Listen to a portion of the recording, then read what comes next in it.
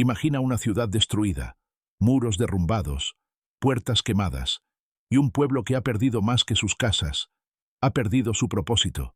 Pero en medio del imperio más poderoso del mundo, un copero con corazón de fuego recibe noticias que lo hacen temblar por dentro. No es profeta, no es guerrero, no es sacerdote, es solo un hombre, pero un hombre con una carga celestial. ¿Su nombre? Nehemías. Hoy conocerás la historia de alguien que dejó la comodidad del palacio para enfrentarse al polvo, al desprecio, al cansancio y a la traición, solo por una causa: levantar lo que otros dejaron caer. No es solo una historia del pasado, es un llamado al presente, porque tal vez tú, sí, tú, también fuiste llamado a reconstruir. Prepárate para una historia de oración, espada y ladrillo, porque cuando Dios llama, nada vuelve a ser igual. La brisa ardiente del mediodía soplaba sobre las torres doradas de Susa, capital del imperio persa. Entre mármoles y perfume de incienso, caminaba un hombre con el corazón pesado. Su nombre, Nehemías, copero del rey Artajerjes, un hombre de confianza en la corte más poderosa del mundo. Pero aquella mañana, el vino no sabía igual. Su alma estaba herida por una noticia que le había desgarrado por dentro. Su hermano Hanani había regresado de Judá, y las palabras que trajo consigo eran más amargas que el aceite rancio. Los muros de Jerusalén están en ruinas, las puertas están quemadas, la vergüenza cubre a nuestro pueblo como un manto de polvo y desesperanza. Nehemías no lloró en voz alta, pero esa noche, solo, cubierto de ceniza, oró como nunca antes. No pidió riquezas, no pidió venganza, pidió permiso y propósito. Señor, si he hallado gracia, úsame para levantar lo que otros dejaron caer. Permíteme reconstruir. Fue entonces cuando lo imposible comenzó a tomar forma. Pero para cumplir esa misión, Nehemías tendría que enfrentarse no solo a enemigos externos, sino a la corrupción del alma de un pueblo derrotado. El destino de una ciudad y el honor de un dios estaban en juego, y el rey ya lo había notado. El sol apenas se levantaba sobre los jardines colgantes de Susa cuando Nehemías se presentó con el copón real entre sus manos. Su semblante, aunque intentaba mostrarse sereno, no logró engañar al monarca. En Persia, mostrar tristeza ante el rey era una ofensa peligrosa, pero aquel día, Artajerjes no lo tomó como tal. Lo miró con interés, casi con ternura, y preguntó: ¿por qué está triste tu rostro, si no estás enfermo? Esto no es más que tristeza de corazón. El corazón de Nehemías retumbó como si sus costillas fueran tambor de guerra. Era su momento, pero también era su riesgo. Respiró hondo, elevó su alma a Dios en una oración fugaz y contestó: «Viva el rey para siempre. ¿Cómo no ha de estar triste mi rostro, si la ciudad donde están los sepulcros de mis padres está desierta y sus puertas consumidas por el fuego?» El rey entrecerró los ojos. «¿Qué estás pidiendo?» Y entonces, como una represa que ya no podía contenerse, Nehemías soltó lo que su espíritu llevaba días acumulando. «Si place al rey, envíame a Judá, a la ciudad de mis padres, para que yo la reedifique». Hubo un silencio. La reina, sentada al lado del trono, lo miró con curiosidad. El aire se volvió denso. Cada segundo era eterno. Pero Dios ya había abierto camino donde parecía no haberlo. «¿Cuánto durará tu viaje?», preguntó el rey. Nehemías respondió con respeto, pero con firmeza. Tenía un plan, y no solo pidió permiso, sino también cartas de autoridad, protección militar y madera del bosque real. No quería volver a Jerusalén con manos vacías. Artajerjes lo escuchó todo, y dijo que sí. El copero se convirtió en comisionado. El siervo se volvió arquitecto del destino. Y mientras los pasillos del palacio regresaban a la rutina, Nehemías se retiraba sabiendo que su vida ya no volvería a ser la misma. Con las cartas del rey selladas con autoridad persa y una escolta militar escoltándolo por los polvorientos caminos del imperio, Nehemías partió hacia su destino. El polvo del desierto se pegaba a sus sandalias, pero el fuego de la misión ardía más fuerte que el sol del mediodía. Cada paso era una mezcla de expectativa y peso espiritual. No viajaba solo. Aunque su comitiva estaba compuesta por soldados y criados, su espíritu sentía que llevaba a Jerusalén entera sobre los hombros. No cargaba materiales, cargaba una promesa. Al llegar a la provincia más olvidada del imperio, Judá, fue recibido por un pueblo roto. Algunos lo miraban con recelo, otros con esperanza apagada. Y los líderes de la región, gobernadores extranjeros, burócratas corruptos y enemigos ocultos, no tardaron en notar su llegada. Uno de ellos, Sanbalat, el horonita, frunció el ceño al ver el movimiento. ¿Quién es este hebreo que se atreve a soñar con muros caídos? Otro, Tobías el amonita, se burló. Si un zorro se sube a ese muro, lo derrumba. Pero Nehemías no les prestó atención. Aún no había dicho públicamente su propósito. Guardaba silencio. Observaba. Durante 3 días, recorrió las ruinas de Jerusalén en la noche. A lomos de una bestia, con pocos hombres, inspeccionó cada piedra caída, cada portón quemado. Vio las puertas de Efraín consumidas, el muro derrumbado cerca del estanque del rey y la ciudad dormida bajo el polvo de su derrota. No lloró, pero su alma se quebrantó, y en ese silencio reafirmó su misión. Esa noche supo que no era solo un viaje diplomático, era un llamado celestial. El reloj de Dios había vuelto a correr. A la mañana siguiente, Nehemías reunió a los principales hombres de Judá, sacerdotes, jefes de familia, artesanos y hasta comerciantes, se congregaron en medio de las piedras sueltas y las sombras del pasado. Nadie había convocado una reunión así en años.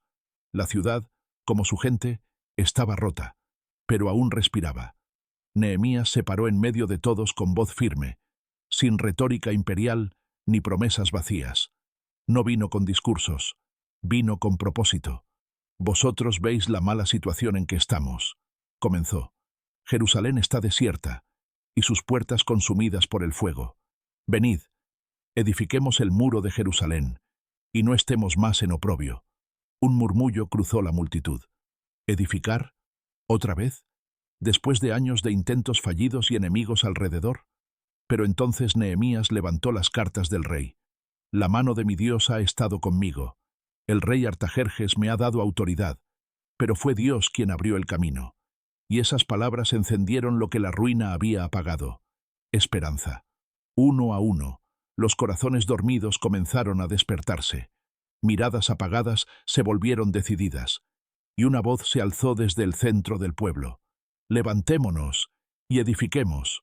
Luego otra, y otra, hasta que el clamor de restauración se hizo eco por las murallas rotas. Ese día, sin herramientas aún, sin recursos en mano, sin planos detallados, comenzó la obra. No con piedras, sino con fe, porque antes de levantar muros, Dios estaba levantando hombres.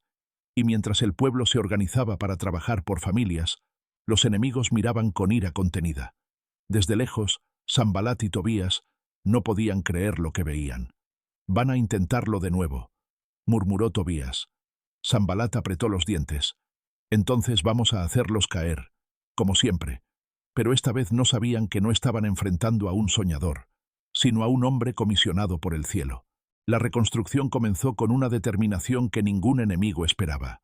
No era solo trabajo físico, era adoración en movimiento. Cada piedra colocada era un acto de fe, cada clavo en una puerta restaurada, una oración silenciosa. Nehemías no dirigía con látigos, sino con visión. No exigía, inspiraba. Los sacerdotes comenzaron junto a la puerta de las ovejas, donde antes entraban los sacrificios. Allí, Eliasib, el sumo sacerdote, y sus hermanos levantaron el primer tramo. Otros se alinearon junto a ellos. Los hijos de Senaa reconstruyeron la puerta del pescado, mientras los de Meremot reforzaban las murallas del lado oriental. Nehemías los había organizado por familias, asignando porciones de muro frente a sus propias casas. Así, cada quien luchaba no solo por la ciudad, sino por su hogar. El sudor corría por los rostros, las manos se llenaban de callos, pero algo nuevo latía en sus pechos: dignidad. Los nobles que antes eran indiferentes, ahora empuñaban palas. Las mujeres pasaban agua y comida. Los niños recogían piedras pequeñas. Jerusalén, que yacía humillada, comenzaba a levantarse con un solo corazón. Y en medio del polvo, la oración no cesaba, porque el pueblo había entendido que este muro no era solo piedra y madera, era testimonio del pacto con su Dios. Pero mientras se escuchaban los martillazos y los cánticos de esperanza, desde las colinas cercanas, el enemigo comenzó a moverse. Sanbalat y Tobías se unieron a un tercero, Gesem el árabe, y juntos comenzaron a maquinar contra la obra. «Si no los detenemos ahora», gruñó Gesem, «Jerusalén volverá a ser fuerte». «¿Y luego qué? Vamos a reírnos primero», dijo Sanbalat. «Vamos a desmoralizarlos». Y así comenzaron los rumores, las burlas, las cartas con amenazas. Pero Nehemías, firme sobre los escombros, alzó su voz al cielo. «Oye, oh Dios nuestro, cómo somos objeto de su desprecio. Devuélveles su afrenta. Nosotros seguiremos construyendo». Y el pueblo siguió trabajando, con el corazón en la obra y los ojos en Dios. El rumor de reconstrucción ya era imposible de ignorar. El muro subía. Las puertas comenzaban a colocarse. Jerusalén parecía un corazón que volvía a latir después de años de silencio.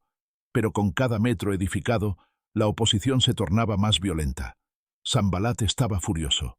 Tobías, sarcástico como siempre, vociferaba entre carcajadas. «Lo que están levantando se cae si un zorro lo pisa. Míralos, un pueblo de polvo jugando a ser constructores». Pero no eran simples burlas.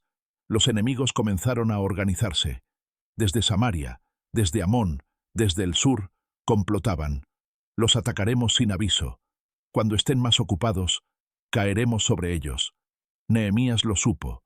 Alguien le trajo el mensaje. La amenaza era real y el peligro inminente. Pero no huyó. Se levantó. Convocó al pueblo. Lo dividió en grupos.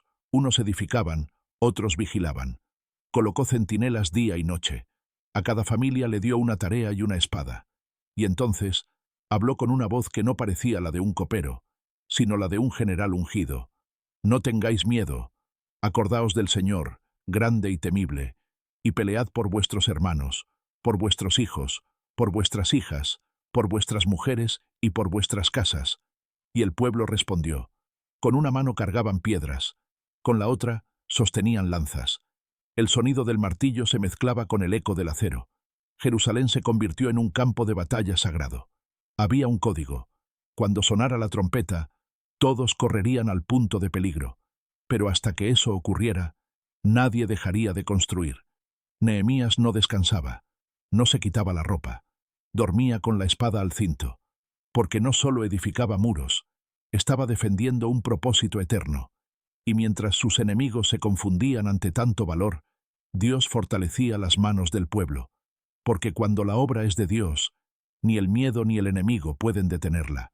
Aunque los enemigos externos no lograban detener la obra, Nehemías sabía que el mayor peligro no siempre viene de fuera, sino de dentro. Y pronto, la herida que aún sangraba en Jerusalén comenzó a manifestarse. Un día, mientras los muros crecían y el polvo cubría a los obreros, vinieron a él varios hombres con rostros angustiados. Algunos eran campesinos, otros artesanos, incluso viudas. Todos clamaban por lo mismo. «Nos están ahogando los impuestos. Para comer hemos empeñado nuestros campos. Para pagar el grano nos hemos vendido como siervos. Nuestros propios hermanos nos están explotando». Nehemías los miró con el corazón estremecido. ¿Cómo era posible? ¿Cómo podían algunos aprovecharse del sufrimiento de sus compatriotas mientras todos luchaban por reconstruir? Llamó a una gran asamblea. Todos los nobles y oficiales fueron convocados. Y en medio de la plaza, Nehemías los enfrentó sin temor. ¿Vosotros cobráis interés a vuestros hermanos? ¿Vendéis a los hijos de Israel como si fueran esclavos? Lo que hacéis no es bueno. ¿No deberíais andar en el temor de nuestro Dios? Hubo silencio. El calor no venía del sol, sino de la vergüenza que los cubría. Entonces, Nehemías fue más allá. Dio el ejemplo. «Yo mismo he prestado, pero desde hoy perdono todas las deudas, y ustedes harán lo mismo. Devolverán las tierras, las casas y no exigirán nada más». Uno a uno, los líderes bajaron la cabeza. «Lo haremos, tal como tú dices», murmuraron. Pero Nehemías no se conformó con palabras. Tomó su manto, lo sacudió delante de todos y declaró: «Así sacuda Dios de su casa y de su trabajo a todo aquel que no cumpla esta promesa, y así sea sacudido y vacío». Y todo el pueblo dijo: «Amén». Aquel día no solo se levantaron piedras, Se levantó justicia, porque no hay muro que valga si el corazón del pueblo sigue derrumbado. La obra continuaba. El muro ya rodeaba gran parte de la ciudad. Las puertas estaban casi listas. Cada día el pueblo se despertaba con renovada esperanza, sabiendo que algo eterno se estaba gestando en medio de los escombros. Nehemías, aunque agotado, no aflojaba. Supervisaba, oraba, animaba y corregía. No había tiempo para el orgullo, ni espacio para el desánimo. La ciudad no solo estaba recuperando su estructura, estaba recuperando su identidad. Pero justo cuando el muro estuvo casi completo, cuando no quedaban más brechas, la artimaña del enemigo cambió de forma. Ya no atacaron con espadas ni con amenazas. Ahora usaron el disfraz de la diplomacia. Sanbalat, Tobías y Gesem enviaron un mensaje a Nehemías. Ven, reunámonos en alguno de los pueblos del valle de Ono. Era una invitación que aparentaba paz, un llamado al diálogo. Pero Nehemías discernió lo que otros no verían. Querían distraerlo, engañarlo, detenerlo. Y les envió una respuesta que quedaría escrita como declaración eterna de propósito. Estoy ocupado en una gran obra, y no puedo ir. ¿Por qué habría de interrumpirla para bajar a ustedes? 4 veces lo intentaron. 4 veces él respondió igual. La 5ª vez enviaron una carta abierta, acusándolo falsamente de rebelión contra el rey, diciendo que se proclamaba rey en Jerusalén. Querían intimidarlo, confundir al pueblo. Pero Nehemías no se dejó enredar por rumores ni manipulaciones. Clamó a Dios. Ahora pues, oh Dios, fortalece mis manos. Sabía que el mayor ataque no siempre es la espada.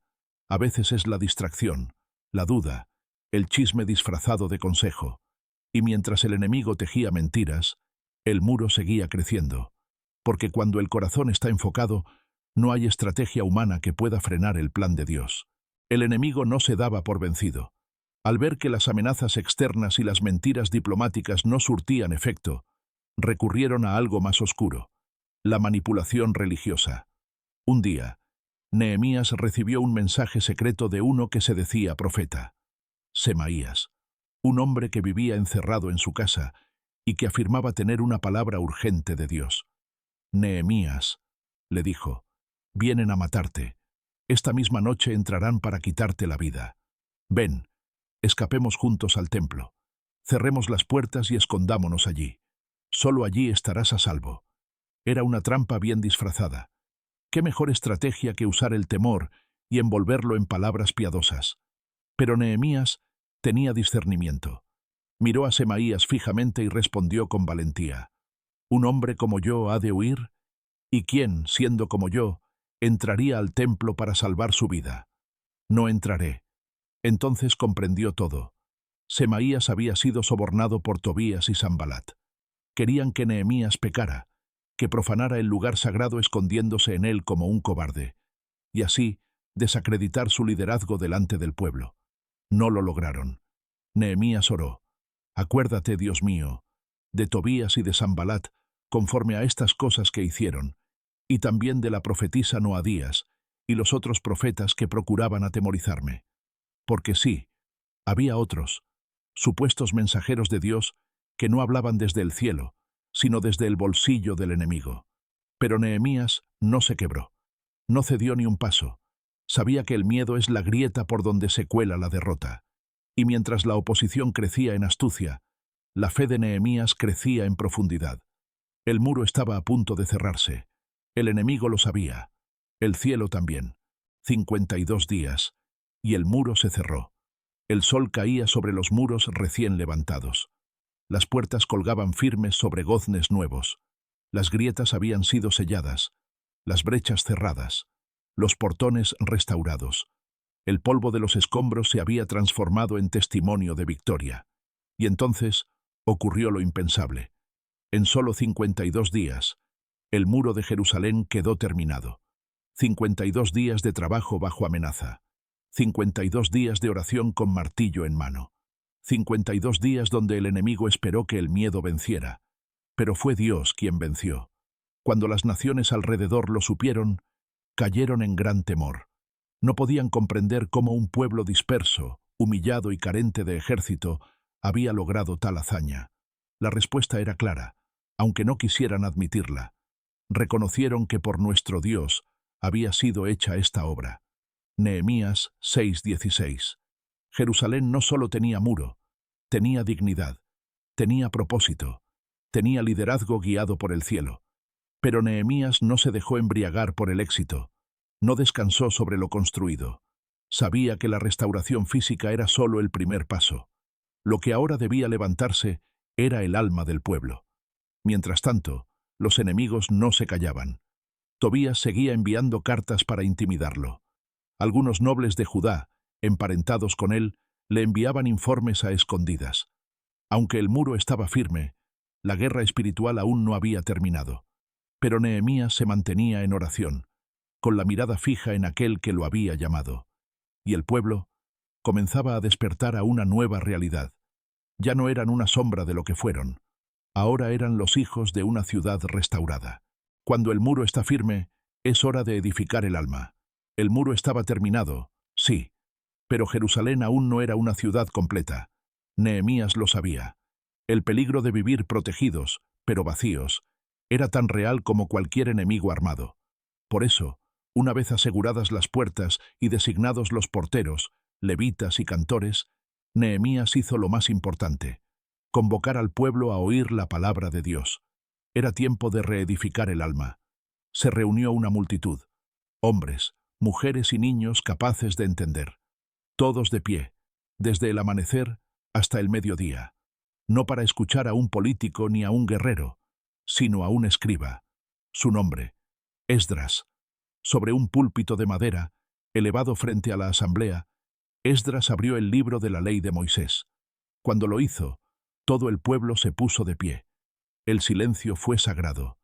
Era la primera vez en décadas que muchos oían esas palabras.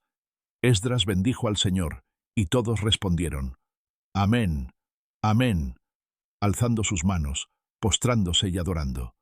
Y entonces comenzó la lectura.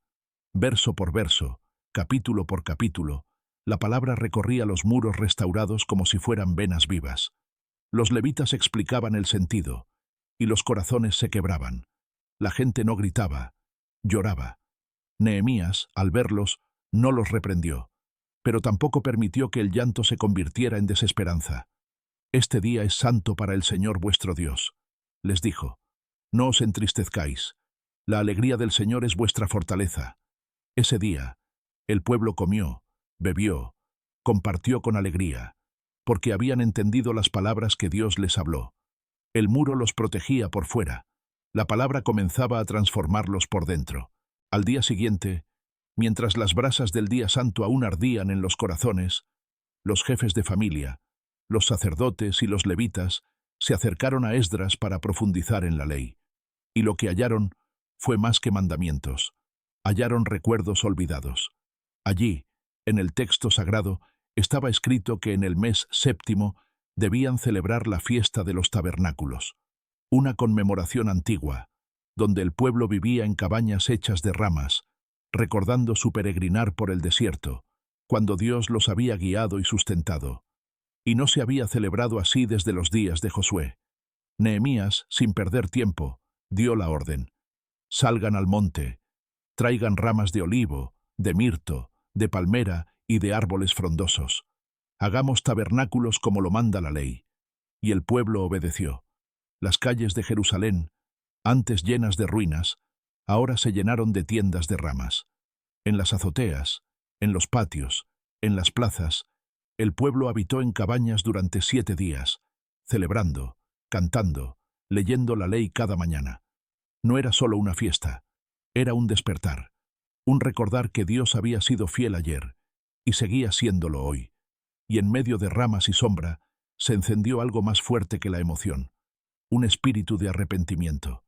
Comenzaron a comprender que sus padres habían fallado, que el exilio no fue casualidad, que las ruinas no vinieron por causa del enemigo, sino por olvido de Dios.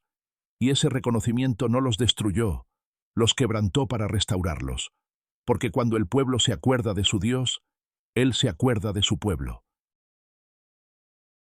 Pasaron 8 días desde que el pueblo habitó bajo ramas, 8 días donde la palabra fue leída cada mañana.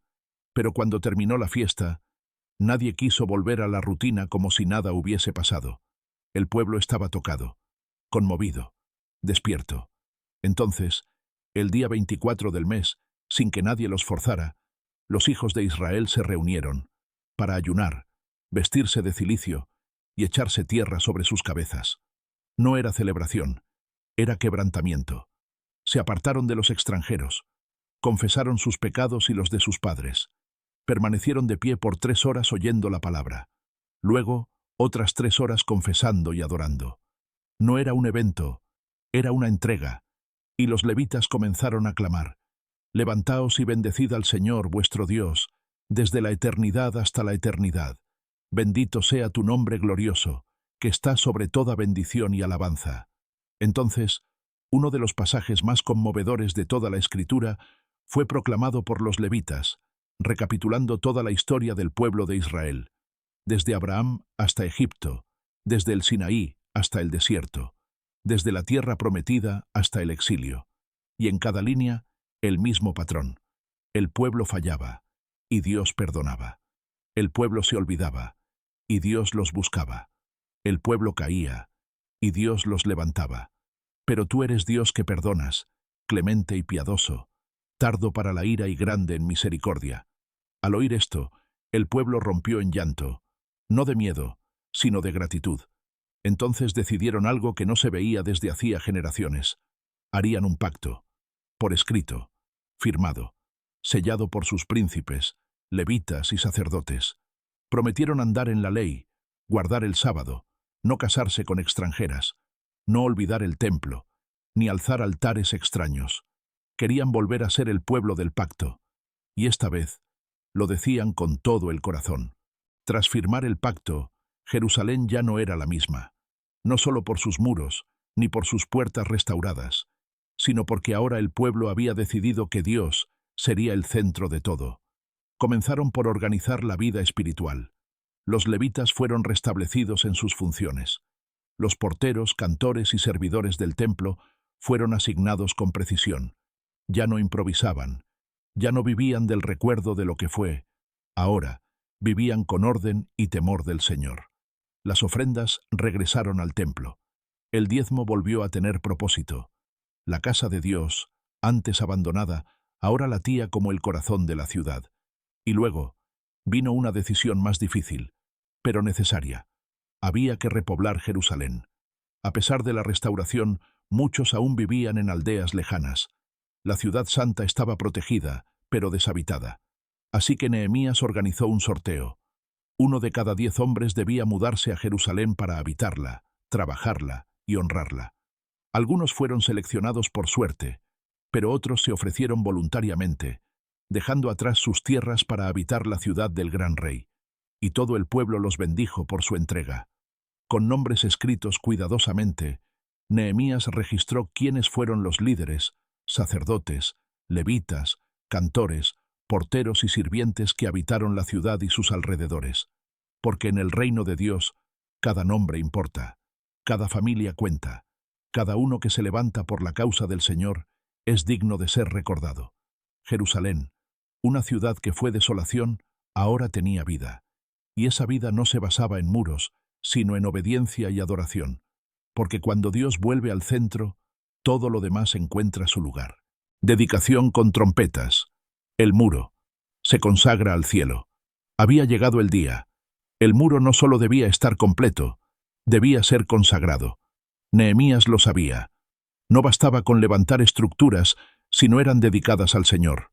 Por eso, convocó una gran ceremonia para la dedicación del muro de Jerusalén.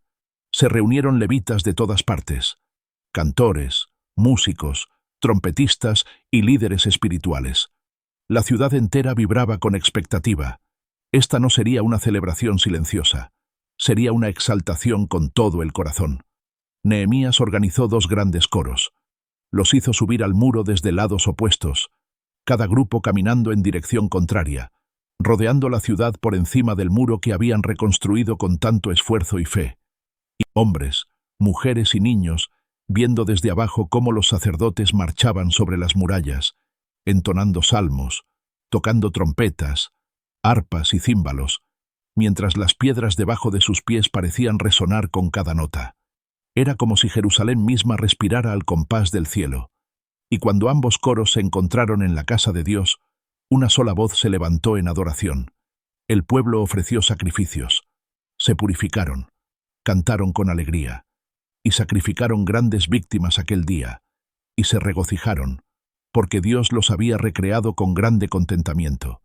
También se alegraron las mujeres y los niños, y el alborozo de Jerusalén fue oído desde lejos.